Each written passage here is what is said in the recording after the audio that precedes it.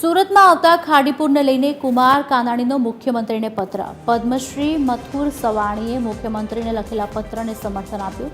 મથુર સવાણીએ આપેલા સૂચનોને તાત્કાલિક તપાસી યોજના અમલી કરાવી.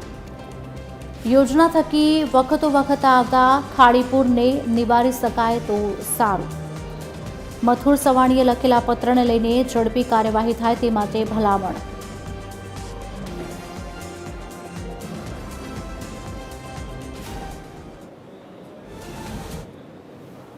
જે રીતે સુરત શહેરમાં દર વર્ષે ખાડીપુર આવે છે, એના કારણે લાખો લોકો પ્રભાવિત થાય છે. ખૂબ જ આર્થિક નુકસાની પણ ભોગવવી પડે છે.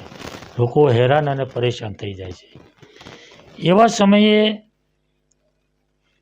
મથુરભાઈ સવાણીએ જે પત્ર લખ્યો છે, એટલે કે યોજના બતાવી છે કે આવું થઈ શકે, ખાડી ડાયવર્ટ કેવી રીતે થઈ શકે, ખાડીના પૂરનું નિરાકરણ કેવી રીતે લાવી શકાય, એવું એણે સૂચન કર્યું છે.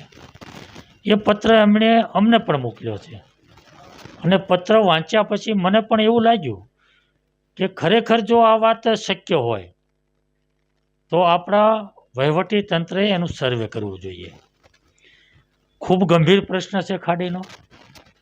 આ પ્રશ્ન કોઈ પણ ભોગે કોઈ પણ હિસાબે હલ કરવો પડે એવી પરિસ્થિતિ છે. ત્યારે આ કેટલું શક્ય છે? મથુરભાઈ જે વાત કરી છે, જે પ્લાન આપ્યો છે, એનું સર્વે કરવું જોઈએ કે આ થઈ શકે એમ છે કે કેમ, શક્ય છે કે કેમ.